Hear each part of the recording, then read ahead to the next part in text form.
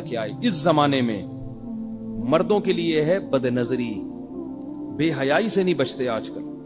Internet پر بیہودہ چیزیں دیکھی جا رہی ہیں، جہاں کوئی چمکتا دھمکتا چہرہ نظر آئے گا ایک دفعہ لازمی دیکھتے ہیں اس کو کہ یار حسرت نہ رہ جائے کہیں، اور پھر صحت بھی خراب ہوتی ہے، گناہوں کی طرف طبیعت بھی مائل ہوتی ہے.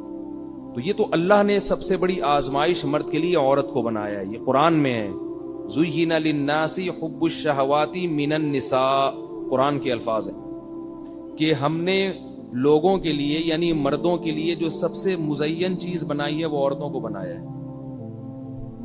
سب سے مزین کا کیا مطلب ہے کہ چادر اللہ نے خوبصورت ڈالی ہوئی ہے، لیکن ہے کیا وہ؟ عذاب ہے، آگ ہے اگر حرام طریقے سے جاؤ. اب اس کا حل اللہ نے کیا بتایا؟ بھئی اتنی مزین چیز کو چھوڑے گا کیسے؟ تو اللہ نے فرمایا هل انبئکم بخیر من ذالکم، اس سے بھی زیادہ مزیدار چیز نہ بتاؤں؟ وہ ہے کہ اگر تم تقوی اختیار کرو گے تو جنت میں تمہیں حوریں ملیں گی، وازواج مطہرات، پاکیزہ بیویاں ملیں گی. تو یہاں مزے اڑا لو گے تو وہاں سے محروم. نہیں آ رہی نا بات سمجھ میں؟ اور وہاں اگر مزے چاہتے ہو تو یہاں نظر کو جھکاؤ.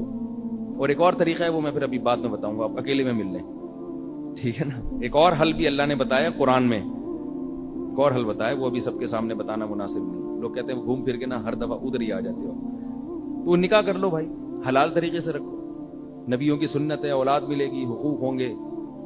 تو نظر کی حفاظت یہ بڑا اہم کام ہے. نظر کی حفاظت مرد کے لیے عفیف اور پاک دامن لوگ آج کل چراغ لے کے بھی مشکل ہو رہا ہے تلاش کرنا، جو اپنی بیوی پر اکتفا کریں اور ان کی بیوی کو یہ اعتماد ہو کہ ہمارے شوہر کا ہمارے علاوہ کسی اور سے کوئی لنک نہیں ہے. بہت سے ہیں اچھے، لیکن آج کل یہ میرے پاس بہت ساری کالز آتی ہیں خواتین کی کہ میاں صاحب غلط چکروں میں پڑے ہوئے ہیں. تو بھائی اپنے آپ کو ان چکروں سے بچاؤ. ایک خاتون بیچاری بہت پریشان ہے، یو کے سے فون کرتی ہیں، زندگی رو رہی ہیں کہ میرے میاں کو لت پڑ گئی ہے لڑکیوں سے، دوستوں کی، میرے بچے تباہ ہو رہے ہیں، برباد ہو رہے ہیں. میں ان بیچاری کو کیا کہتا؟ ان کو میں نے کہا صبر کرو، اس کو بڈھا ہونے دو، اپنے میاں کو کیا ہونے دو؟ بڈھا ہونے دو. ابھی جوانی کا جوش ہے نا، تھوڑے دن میں بڈھا ہوگا، پھر دیکھو کیا ہوتا ہے. اور ایسا آدمی بڈھا بھی جلدی ہوتا ہے. ہر طرح سے بیچاری عورت نے سمجھا لیا، بچوں کا واسطہ دے دیا کہ ان کو بھی پتہ چل رہا ہے تمہاری حرکتوں کا، ان پہ کیا اثر پڑے گا. لیکن وہی بات ہے کہ لوط علیہ السلام کی قوم جس بدکاری میں مبتلا ہو گئی تھی، لوط علیہ السلام نے سمجھایا سمجھایا سمجھایا سمجھایا. تو اللہ قرآن میں کیا فرماتے ہیں؟ لعمرک انہم لفی سکرتہم یعمہون.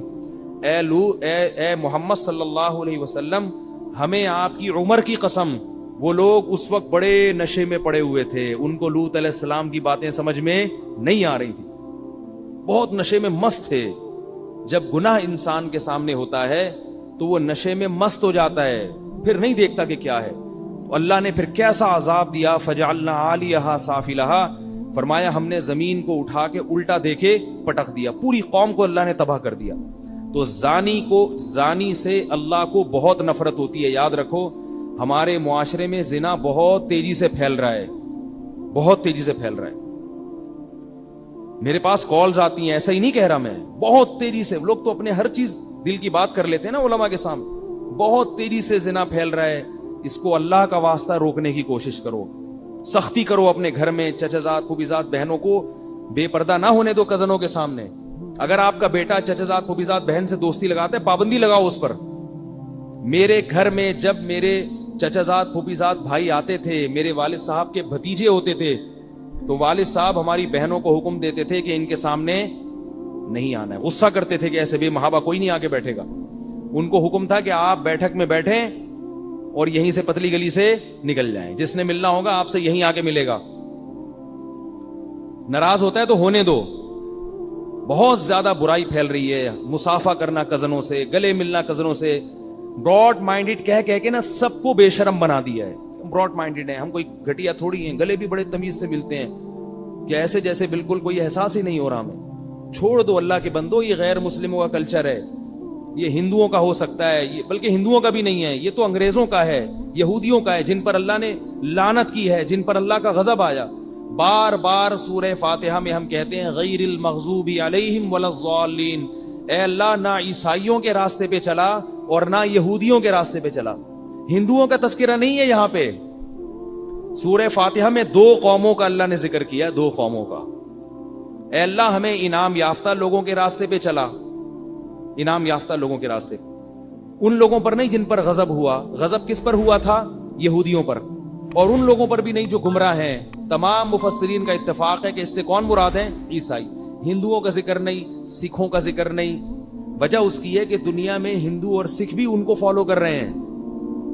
ہندوؤں کا اپنا کلچر ایسا تھوڑی تھا جیسا آج ہو گیا ہے. کیونکہ تو بڑا سخت پردہ ہوتا تھا, داماد جو ہے, ساس جو ہے اپنے داماد تک سے پردہ کیا کرتی تھی. انہوں نے بھی کس کو فالو کرنا شروع کر دیا؟ عیسائیوں کو, یہودیوں کو.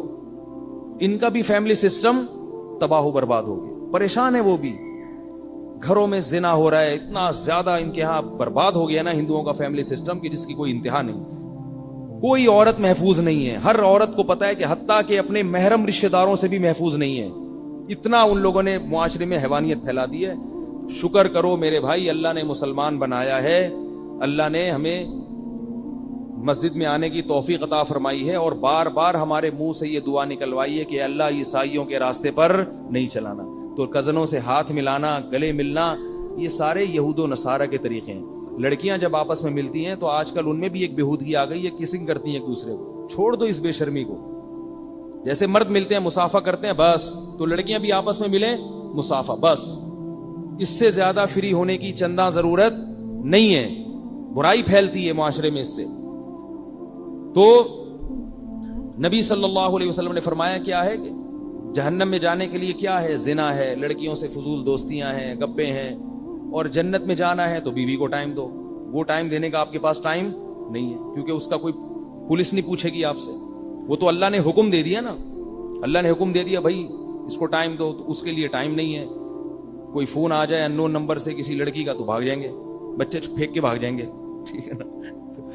تو جہنم میں جاؤ بہت اچھا ہے بھائی. اللہ تعالیٰ نے قرآن مجید میں بتایا ہے کہ لَأَمْلَأَنَّ جَهَنَّمَ مِنَ الْجِنَّةِ وَالنَّاسِ أَجْمَعِينَ.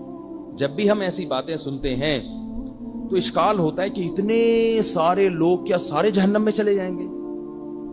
ہے بھائی ایک تو مسلمانوں کا ریشو کتنا ہے, وہ کم ہے. 1 ارب یا 1.25 ارب مسلمان ہیں, باقی سارے کیا ہیں؟ کافر ہیں. ان کافر میں بہت سے کچھ ایسے ہوں گے جن تک دین کی دعوت نہیں پہنچی ہوگی, ان کو آپ نکال دیں. باقی زیادہ تر تو وہ ہیں کہ جن پر اسلام پہنچ چکا ہے, وہ بھی جہنم میں. پھر یہ اتنے سارے جو مسلمان ہیں ان میں بھی گناہگاروں کا ریشو بہت زیادہ. تو شیطان یہ دل میں وسوسہ ڈالتا ہے کہ وہ بھی جہنم میں.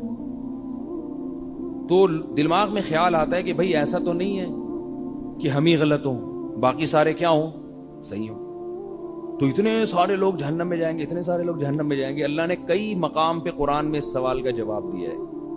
پہلے دلائل قائم کیے اپنی توحید پر کہ میں خدا ہوں, میں رب ہوں, میں کھلاتا ہوں, میں پلاتا ہوں, میرے سوا کوئی معبود نہیں, اور میں نے آسمان سے جو دین اتارا ہے وہ صرف اسلام ہے, اسلام کے علاوہ کوئی اور چیز قابل قبول نہیں ہے, اور میں زنا کو ناپسند کرتا ہوں, میں بے حیائی کو ناپسند کرتا ہوں. میں بول رہا ہوں رک جاؤ. کیسی عجیب عجیب آیتیں ہیں قرآن کی, خدا کی قسم.